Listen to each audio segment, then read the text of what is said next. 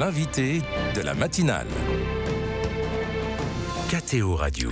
Ce lundi 13 mars marque la date anniversaire du début du pontificat de François. Voilà maintenant 11 ans que le cardinal argentin Jorge Mario Bergoglio a été élu pape. Quel bilan dressé, quelle perspective pour la suite de son pontificat? Je pose ces questions ce matin à l'une des journalistes françaises les plus informées sur le sujet, en la personne de Philippine de Saint-Pierre. Bonjour Philippine. Bonjour Maxence. Vous êtes journaliste accréditée permanente au Vatican. Tout d'abord, comment se porte le pape François ? C'est l'objet de pas mal d'inquiétudes ces dernières semaines, ces derniers mois. De fait, il ne rajeunit pas et il enchaîne un peu les pépins de santé, il faut le dire. En 2023, il a été hospitalisé 2 fois pour une pneumonie, pour une opération à l'abdomen qui a nécessité une anesthésie générale. C'est pas neutre à son âge. Il a dû annuler, on s'en souvient, son voyage à Dubaï à la dernière minute, à l'automne. Et puis là, plusieurs épisodes d'infection respiratoire. On se souvient que début janvier, devant les communicants de l'Église en France, il a dit « je peux pas lire mon discours parce que j'ai une bronchite ». Ces derniers jours à nouveau, alors le pape n'est pas très précis en matière de santé, il dit un jour j'ai une grippe, j'ai un rhume, j'ai une bronchite, on ne sait pas très bien, on comprend qu'il y a des infections respiratoires, que ça le fatigue, et de fait à 87 ans, ça relance évidemment les rumeurs au Vatican. Alors dans l'actualité, il a donné une interview publiée le 9 mars dernier à Radio-Télévision Suisse. Le pape François a appelé au courage de la négociation dans la guerre en Ukraine. Je le cite, « Le plus fort est celui qui a le courage du drapeau blanc », une sortie médiatique vivement critiquée en Ukraine ou encore en Allemagne. Quelle est la ligne du pape à propos de la guerre en Ukraine ? Il est assez seul sur cette ligne en fait, mais depuis le début, la ligne du pape, elle est assez claire, c'est que la guerre est mauvaise dans tous les cas. Et de fait, dans cette interview, il a eu des propos, comme c'est le cas quand on parle comme ça à l'oral, comme moi-même je suis en train de le faire, on dit qu'on savonne un peu, vous voyez, on mélange un peu. Alors le pape, il sait très bien ce qu'il veut dire, mais il le dit pas forcément très bien. Il a dit quand on voit qu'on est vaincu, ça va pas, il faut avoir le courage de négocier. Évidemment, grosse réaction en Ukraine, déclaration de Zelensky, convocation du nonce à Kiev. Et donc après, c'est le cardinal Parolin et puis d'autres voix du Vatican qui sont revenus au front pour expliquer ce que voulait dire le pape, qui est toujours la même ligne.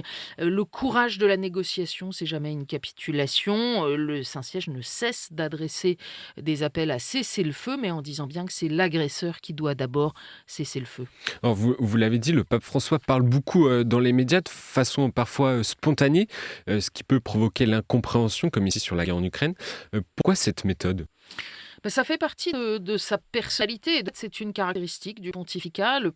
François donne de très, très nombreuses interviews à des médias du monde entier, mais il parle aussi beaucoup a braccio, comme on dit en italien, donc sans note avec les uns ou les autres, à l'occasion d'une sortie, d'une rencontre, et dans ses audiences. Et donc, quelquefois, c'est pas très précis. Je crois qu'il y a une méthode, en fait, aussi, et puis une culture qu'il faut comprendre. C'est que quand le pape raconte une petite historiette, c'est comme une fable de La Fontaine, c'est la morale de l'histoire qui compte. Ça ne veut pas dire que les dates sont exactes, que les lieux sont exacts, que tout le contexte que nous, journalistes, on aime bien vérifier est totalement précis. Alors ça nous déstabilise pas mal.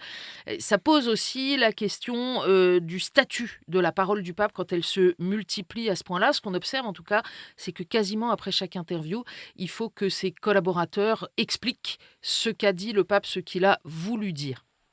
Alors, point central du pontificat du pape François, comme pour l'Église, c'est le processus de réflexion autour de la synodalité. Par rapport à la réforme de la curie romaine, d'abord, prononcée officiellement en juin 2022, où est-ce qu'on en est ? Alors oui, il y a plusieurs réformes ou transformations qui sont sur la table du pape, et la réforme de la curie, on rappelle, ça fait partie des sujets majeurs au moment de son élection. On sort d'une fin de pontificat de Benoît XVI où le propre majordome du pape photocopie son courrier pour le donner à la presse, donc une situation de déréliction à peu près totale, et par ailleurs un mauvais fonctionnement des grippages dans la machine. Alors cette réforme de la curie, elle a été techniquement mise en place sur le papier. Est-ce qu'elle qu'elle a fonctionné? Est-ce que c'est un succès? En fait, c'est difficile à savoir. On n'a pas le sentiment aujourd'hui que les dicastères travaillent mieux les uns avec les autres de façon transverse.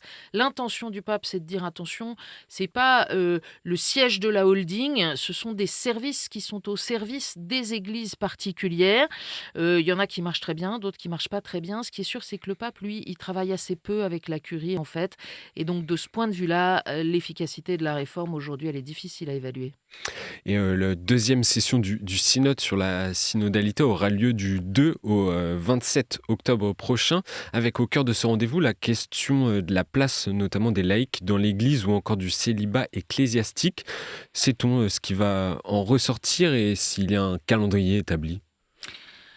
Alors, vaste question. On se Oui. souvient de l'élan du début de ce pontificat du pape François avec ce document d'Aparecida de l'Assemblée des épiscopats latino-américains sur la conversion de toute l'Église pour faire des disciples missionnaires, à la fois disciples du Christ et missionnaires pour l'annoncer au monde, plutôt qu'une Église autoréférentielle. Là aussi, c'est l'intervention du cardinal Bergoglio qui avait beaucoup marqué avant le conclave et qui a sans doute contribué à décider plusieurs des cardinaux à le choisir. Euh, le paradoxe de ce synode, c'est que l'insistance du pape François, elle est sur la transformation synodale de l'Église. Autrement dit, comment est-ce qu'on arrive à transformer nos communautés pour que ce soit vraiment des communautés qui portent ensemble ce souci d'annoncer le Christ, non pas une espèce de démocratie égalitariste. Chacun a une vocation propre, chacun a un appel singulier, chacun a une mission particulière dans l'Église, mais comment est-ce que nos communautés, eh bien, elles portent ensemble ce souci de la mission. Cela dit, évidemment, la première session du synode l'a montré, et puis les débats depuis l'accentuent. Ça se focalise sur un certain nombre de points, vous les avez dit, notamment l'ordination de femmes diacres ou la question du célibat sacerdotal. Et ces sujets, en fait, ils prennent le pas complètement sur la question de fond, de transformation de nos communautés. Donc moi, ce que j'entends aujourd'hui de la part de ceux qui vont participer à cette deuxième session du synode, c'est une assez forte crainte que ça réactive des polarisations très fortes parce que ce sont des sujets très clivants et pas forcément au cœur de la nature de la démarche. Il faut rappeler en tout cas que c'est le pape qui aura le dernier mot Oui. parce que le synode, il fait un certain nombre de propositions, il les donne au pape et c'est à lui qu'il appartient ensuite de les retenir ou pas dans un texte final qu'on appelle exhortation apostolique post-synodale pour simplifier un peu les choses. Vous parliez de polarisation, Philippine, autre source de crispation, en tout cas la publication du texte Fiducia Supplicans, autorisant la bénédiction des offices à des personnes divorcées, remariées ou homosexuelles. C'est un texte qui a fortement fait réagir au sein de l'Église catholique depuis décembre dernier. Le pape François traverse-t-il la période la plus agitée de son pontificat? Alors, c'est sans doute un moment de très forte agitation depuis la publication de ce texte. Il faut qu'on se garde d'avoir la mémoire trop courte parce que je pense qu'au moment de la publication de Humanae Vitae, il y avait aussi énormément de débats dans et en dehors de l'Église. C'est largement documenté. Et je ne mets pas du tout les deux documents sur le même plan. Ce qui est paradoxal avec Fiducia Supplicans, donc c'est autorisant les bénédictions hors des offices des couples se situant en situation irrégulière, comme dit l'Église. Ce qui est paradoxal, c'est d'abord que c'est une question qui a été abordée, évoquée au synode et que le pape a choisi de la traiter hors synode. Donc, première chose. Ce qui est paradoxal aussi, c'est que en fait, ce document, il change rien au fond, parce que ce pouvoir, d'une certaine manière, d'utiliser les sacramentaux, de bénir, qu'a le prêtre, il l'avait avant, il l'a toujours, et donc c'est son discernement pastoral. Mais à la fois, le document change rien, et en même temps, il semble vouloir tout changer par le ton, par le vocabulaire. Alors, c'est pas facile à comprendre. C'est paradoxal aussi parce que, en fait, ça freine, par exemple, les Allemands qui avaient commencé à dire on pourrait célébrer des mariages homosexuels. Là, Rome fixe un cadre très net, c'est en dehors des offices, etc., etc. Je reviens pas sur les détails. Ça freine les Allemands, mais ça provoque le rejet des Africains. Alors, il me semble en tout cas que Fiducia Supplicans restera peut-être comme un moment de bascule, un moment de bascule plutôt pour l'avenir, un moment qui comptera certainement dans la tête des cardinaux le jour venu, au moment du prochain conclave, car on entend beaucoup de pasteurs de terrain, quelle que soit d'ailleurs leur réaction au fond du texte, dire il faut faire attention, on a besoin de clarté, et il n'est pas sûr que ce texte soit suffisamment clair, ni les conditions de sa promulgation. On parlait de la curie il y a un instant, de fait, manifestement, le texte, il n'a pas été relu par l'ensemble des bureaux de curie qui auraient dû chacun apporter leur regard. Et ça contribue à une certaine imprécision, à un certain flou. Et c'est pas fini puisqu'un nouveau document consacré à la dignité humaine doit être publié fin mars, dans quelques semaines, quelques jours. Un texte qui risque encore de diviser. Vous pouvez nous en dire un peu plus? Pas encore parce que je ne l'ai pas lu, mais ce qui est sûr, c'est que c'est un texte sur lequel on travaille, les théologiens et plusieurs dicastères, pour le coup, ont travaillé depuis plusieurs années, près de 5 ans. Un document important sur la dignité humaine. Alors oui, évidemment, ça provoquera des remous, d'abord parce que c'est un sujet lui-même qui, de toute façon, provoque des remous. Ce qui est sûr aussi, c'est que le cardinal Fernandez, le nouveau préfet de la doctrine, a entièrement remanié le projet de texte sur les indications du pape François. Donc c'est un document qui devrait se concentrer sur les thèmes centraux du pontificat, la migration, l'environnement, et pas seulement la bioéthique. Mais en même temps, il peut fâcher à peu près tout le monde, ce texte, vraisemblablement, parce que sur la bioéthique, il ne faut pas s'y tromper. Le pape François, il est très classique, il est très conservateur, il est très aligné, au fond, avec l'enseignement de l'Église. Il a redit il y a quelques jours, aujourd'hui, le plus affreux danger, c'est l'idéologie du genre qui efface les différences, et on connaît sa position sur l'avortement ou sur l'euthanasie. Donc voilà, attendons ce texte, et il sera temps de le commenter quand on en aura le contenu, mais de fait, ce sont des sujets qui sont difficiles. Si vous voulez bien, Philippine, pour terminer cette interview, allons avec un peu moins de gravité à propos notamment des voyages apostoliques du pape. La cadence semble se ralentir pour François en 2024. Quel est le programme cette année? Alors de fait, le programme du pape est assez léger pour l'instant, puisqu'il n'y a aucun voyage jusqu'au mois d'août. On annonce à la fin août un déplacement en Polynésie, en Asie du Sud-Est, mais dont les contours tardent un peu à se préciser. Il devrait y avoir la Belgique en septembre. Et puis l'Argentine, si le voyage en Polynésie s'est bien passé. En fait, ça dépend beaucoup de l'état de santé du pape. Et on a encore un peu de temps pour parler du grand jubilé de 2025, dont la devise choisie par le pape est pèlerin de l'espérance. Comment le pape François prépare-t-il ce rendez-vous?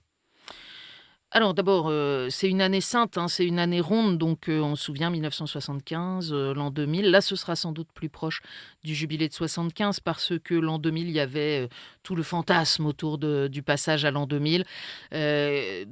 Qu'on nous épargne heureusement pour 2025. On attend la bulle d'indiction, c'est-à-dire le texte qui va être publié par le pape et qui va préciser les contours de ce jubilé. La publication est annoncée pour le 9 mai, donc là aussi on en saura plus. On sait déjà qu'il y aura un certain nombre de rendez-vous particuliers, puisque à Lisbonne, l'été dernier, le pape a dit aux jeunes qu'il leur donnait rendez-vous en Corée pour les prochaines JMJ, mais avant ça, en 2025, à Rome pour le jubilé des jeunes. Donc ce sera une sorte de mini JMJ, ou peut-être pas mini d'ailleurs. Il y aura des rendez-vous particuliers pour les enfants, pour les familles, pour les prêtres, pour les séminaristes, pour le monde religieux, etc. C'est toujours difficile. Avant, il y a les Cassandres qui vous expliquent que ça va être un four, ça va pas du tout marcher, parce que aujourd'hui c'est plus dans les mentalités. Et puis d'autres qui disent mais si, ça marche à chaque fois.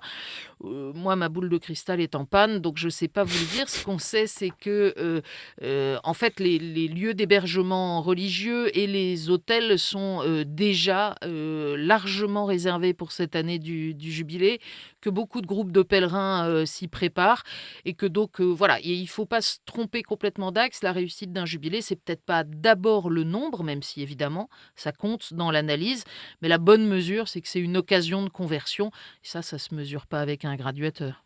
Merci beaucoup Philippine de Saint-Pierre d'être passée dans les studios de Bon Matin pour parler de l'actualité du pape à l'occasion de son 11e anniversaire de son élection. Et je rappelle à nos auditeurs que vous êtes journaliste accrédité permanente au Vatican. Bonne journée. Bonne journée.